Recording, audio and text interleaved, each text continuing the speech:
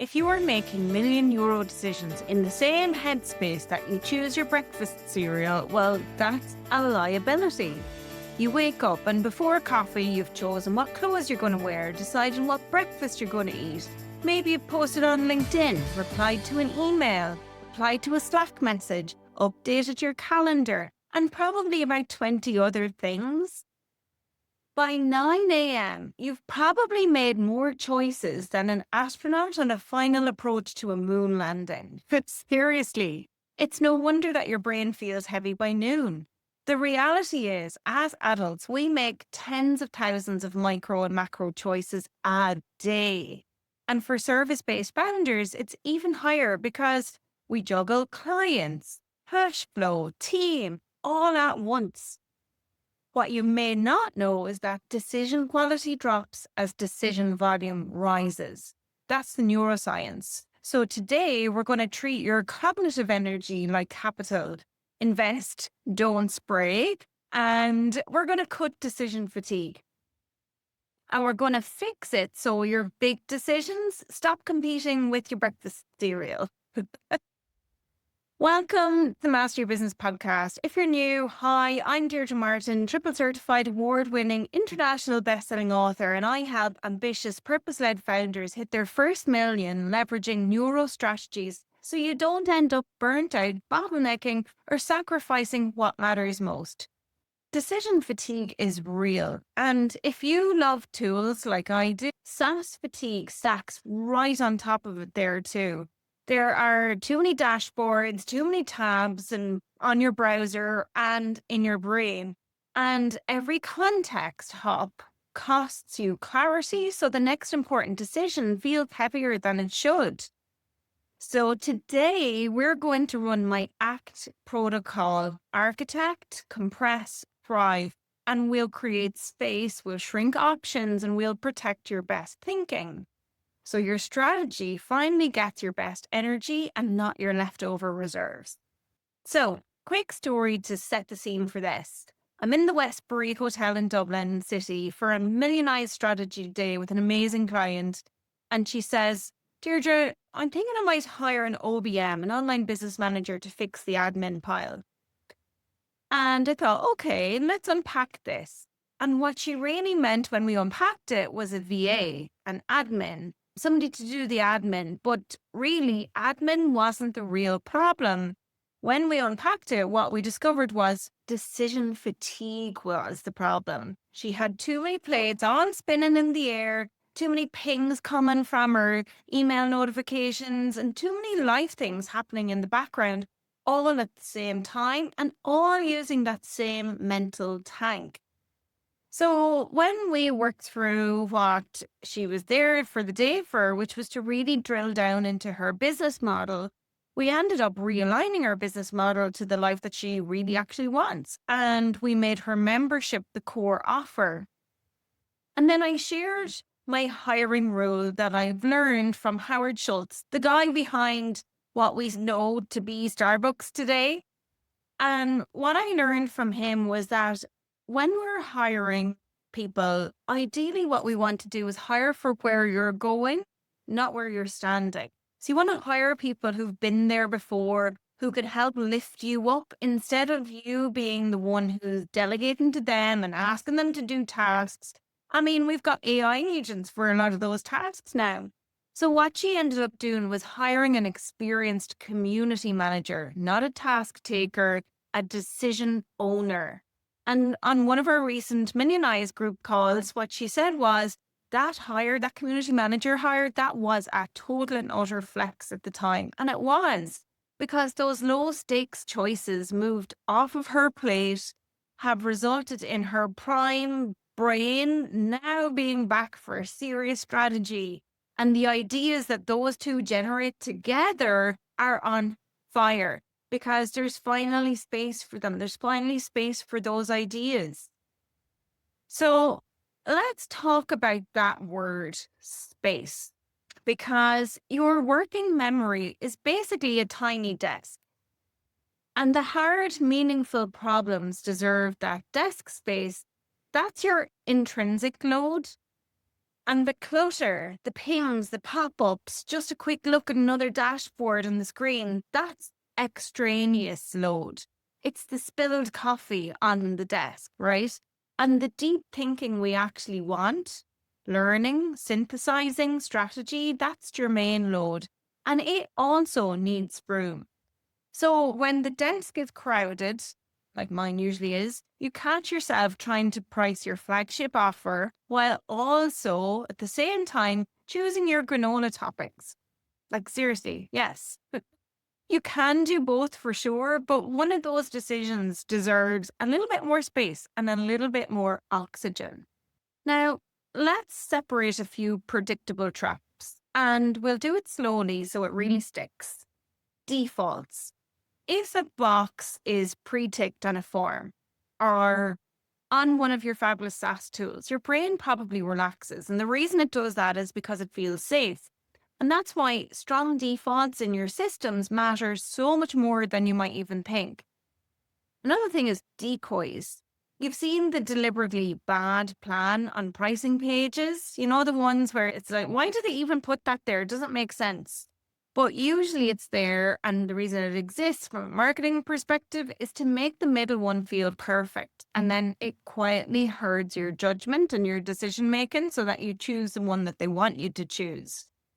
Another thing is anchoring. So this is the first number that grabs the steering wheel. So if, for example, the first CRM platform you're looking at, if the first option shows you on the platform 399, then 199 feels like a bargain.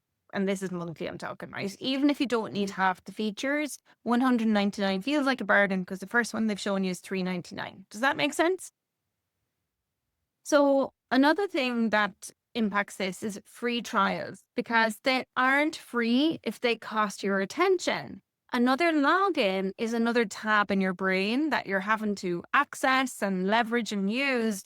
And it doesn't close until you've literally finished with the thing. It's like closing the loop. I talked about the Zeigarnik effect on the show before. And what happens is every time we start into a conversation or we watch a TV series, the loop is open because we want to know what's going to happen next or how to close that story. So there's some shows that I love to watch because if you want, you can watch one show and one episode in isolation and not care about what happens next. But that's bad screenwriting because what they should be doing is trying to hook people so they come back and watch the next one. Okay, slight tangent there. But none of this, if this is happening to you, means you're careless. It just means you're human. And that's why we design your environment so those quirks work for you and not against you. But also so that they're techniques and tools that you can use and leverage to help in your business. So let's dive deep by starting with A for architect, because this is where we go and we take you from expert to executive. So we start by separating your decisions by altitude because not every choice needs the same amount of oxygen. So think of it like this. I'm going to pretend for a moment. I want you to pretend along with me. Imagine that you are the astronaut of a spaceship. And while the spaceship or space rocket, whatever you want to call it, is in launch, you know that it's like the scaffolding is around it the way it is. When it's in that launch phase, it's not ready to take off yet. There are people who can be milling around, doing all the things to support you before you take off.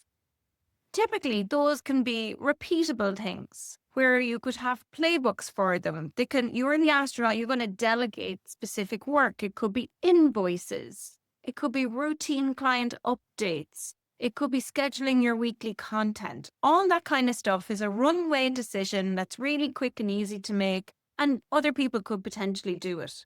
Now I want you to imagine the rocket ship has launched and taken off and you're at about 10,000 kilometers in the sky. You're still in Earth's orbit.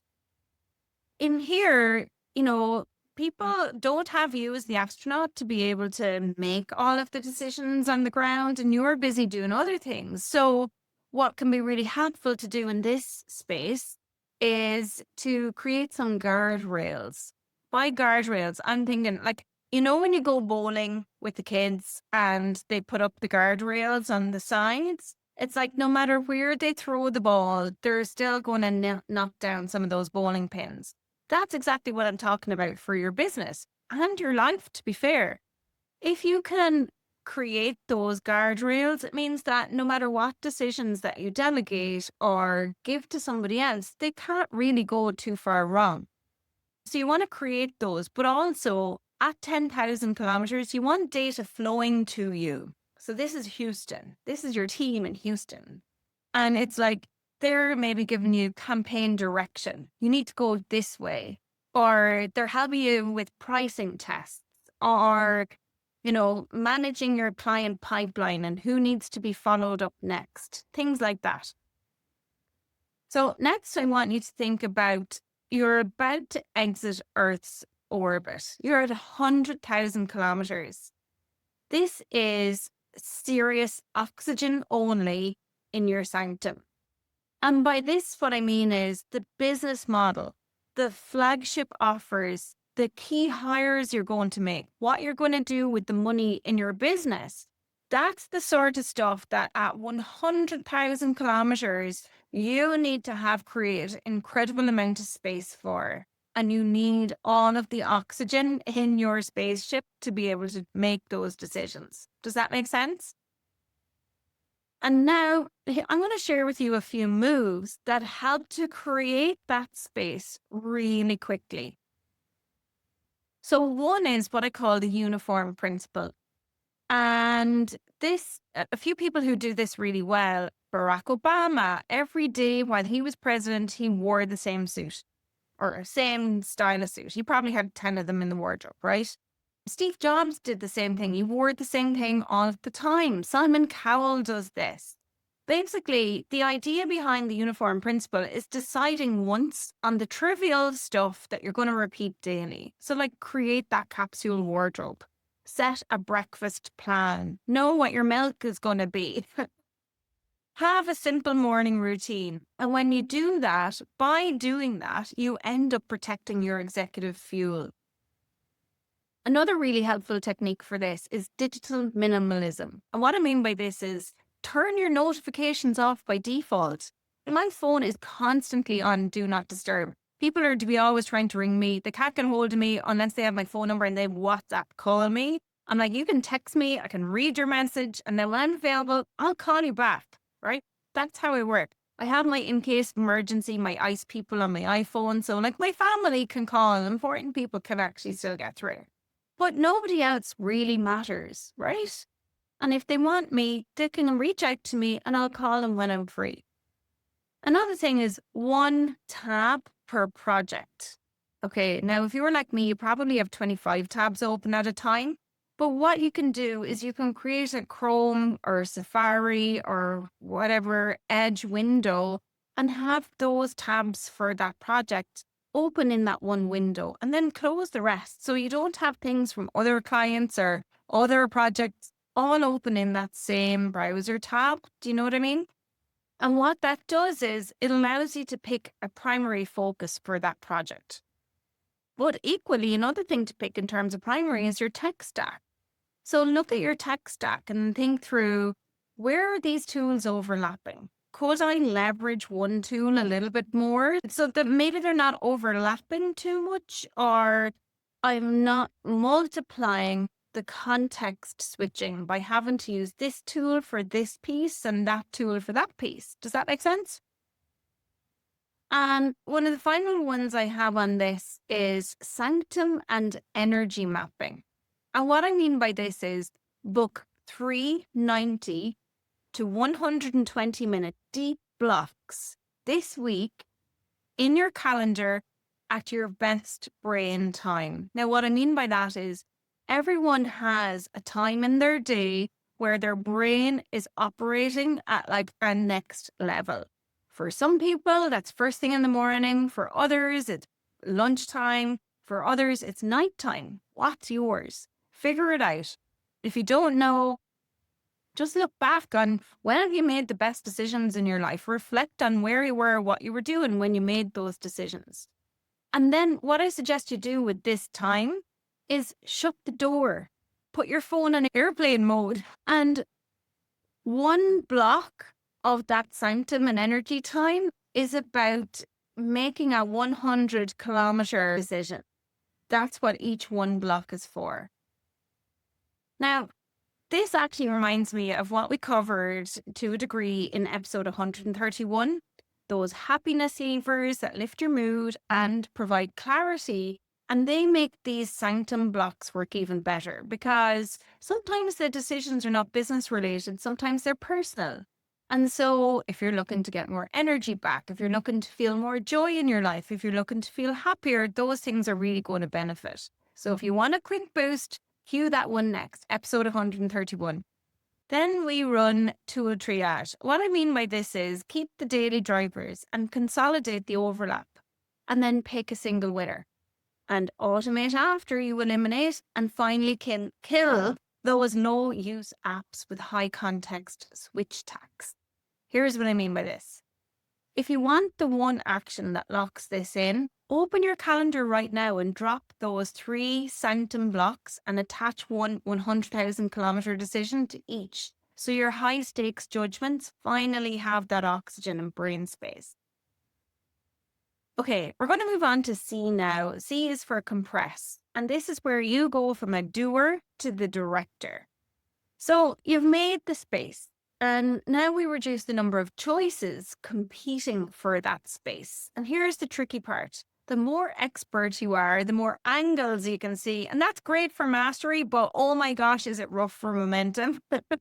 Unless you constrain the field. So I've got 4 tools, really nice and easy ones that you can use to help support you with this.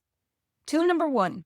It's called the rule of 3, the power of 3. You've heard about this before, I'm sure. And I know I've talked about the power of 3 so many times in other episodes to do with other things.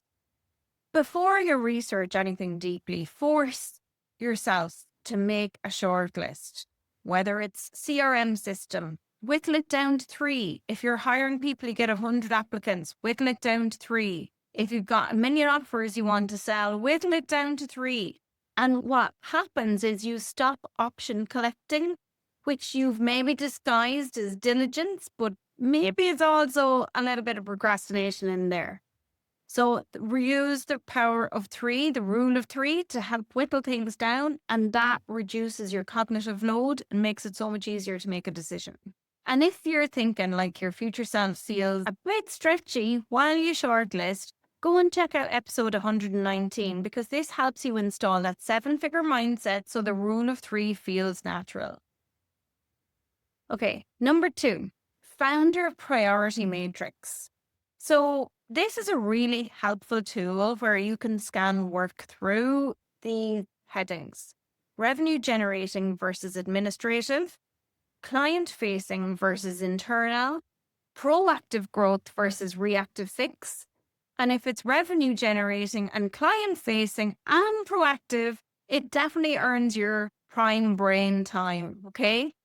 Number 3, delegation by design. Don't just hand off tasks, transfer decision rights, but leverage those guardrails, the criteria, maybe the metric that matters, and when the other person or the people who are going to execute on your playbook, when they should escalate. And yes, expect feelings, pride, control, identity, and all sorts of crazy things to crop up, but do it anyway and do it clearly. Number 4 is pre-mortem. Yeah, you heard that right.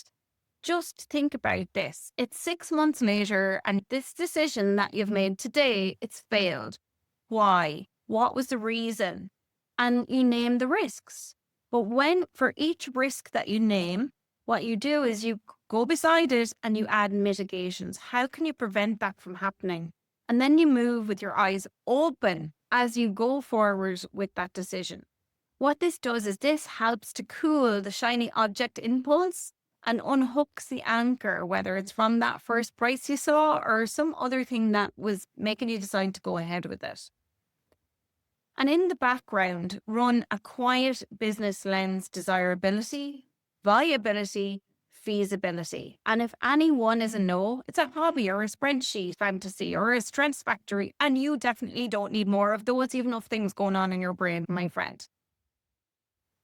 Okay, We're moving on to T of the ACT protocol. And this is where you thrive because you're going to move from reactor to strategist.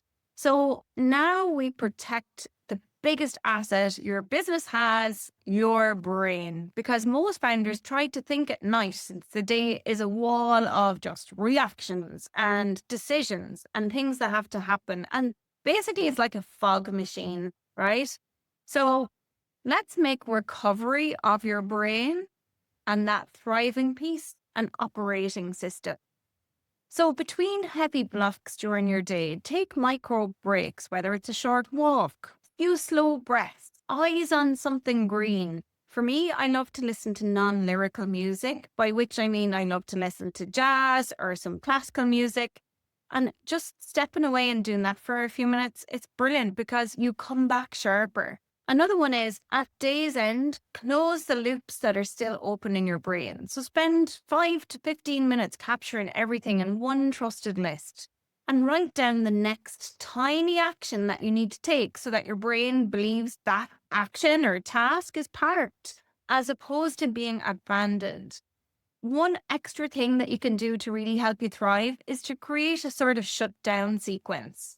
And you can do that by previewing tomorrow's big three. Basically, the three big things you need to do for tomorrow to be a success. Then close your tabs, close your apps, put the laptop away, and physically leave your workspace. Like, do not enter kind of thing. And what's really helpful to do this is to literally write one sentence, one closing line that says, I'm finished for the day. That's it, done. And then that means you can leave it behind you and move on and enjoy the rest of your day and the rest of your life. Another good thing that's really super helpful to do, and I can't advocate for this enough, is to build a personal board, like the board you can't afford. This is what we say in Millionize. All of the other people, all the millionizers, they're the board you can't afford. But it's a place where you can say the messy decision out loud. And how I like to describe this is in life and business and all the different things we have going on in life and business, they're like cogs and they're constantly moving. But sometimes a cog gets stuck or it slows down. And that's as a result of a challenge, opportunity, or goal. Usually it's any of those three things. And those are the things that we often have to make messy decisions about. And when we say it out loud, even sometimes if it's just to yourself, you'd be surprised at the answer that you'd hear back. So it's definitely worth finding the board that you can't afford to say these things out loud too. Because usually clarity goes up while emotion goes down with whatever that cog is that's keeping you a little bit stuck or slowing things down. And finally, I would encourage you to track a few simple metrics the way you track revenue. So it could be 3 focus sprints a day or 85% sleep efficiency. That's one of mine. And 1 to 3 high altitude decisions a week. And if those dip, recovery goes in the calendar first for next week. And one last nudge, beware the free trial things that sneaks into your week because it feels clever to save money. And if it doesn't survive tool triage, it doesn't deserve oxygen or a seat in your sanctum. So here's a little thing I want to share with you as well. I want to share with you a 7-day decision detox. So let's make this super easy. And how you can do it is with one focus each day. So day 1, open your calendar. That can be today, start today, and add 3 90 to 120 minute Sanctum blocks. Day 2, do a tools week. What stays, what merges, what can you get rid of? And believe me, your bank balance will be happy to get rid of some of those tools too, because those subscriptions, they start to add up pretty quickly, right? Day 3, pick your biggest live decision and cut it to 3 contenders. Use the rule of 3. Day 4, if it's not founder level, hand over the decision. Delegate it to somebody else. Let somebody else make the decision. But give them the criteria and let them know when to escalate. Day 5, close loops. Start embracing this habit of 5 to 15 minutes to capture everything that needs to be done for the next day and write the next tiny action. Day 6, your shutdown ritual. Preview tomorrow's big 3 Close your tabs, leave the room, and just breathe. Day 7, write 1 page for one high altitude decision. And here's the context. Here's what matters. Here are 3 options. Here are the risks. Here's the very next step. Love it, right? And then book it into a Sanctum block. That's it. 7 moves and a clearer head. So let's land this spaceship. You're scaling and choices are multiplying. And the fix isn't more grit. It really isn't. It's better design. Architect the space so the big work gets the best room in your day. The big decisions gets the best room in your day. Compress the field so you move faster with clearer criteria. And thrive by protecting your brain as the operating system that does the thinking. And if you want one move that locks in your executive identity, write that 1-page decision memo and drop it into your first Sanctum block within the next 24 hours. You can grab the ACT protocol decision dashboard, templates, scorecards, weekly tracker, the whole lot at deirdremartin.ie/decision dashboard. And if you know a founder who looks exhausted, send them this episode because they don't need more discipline, they probably just need more space. If you enjoyed today's episode, rate, review, and follow the Master Your Business podcast. Until next time, keep mastering your business.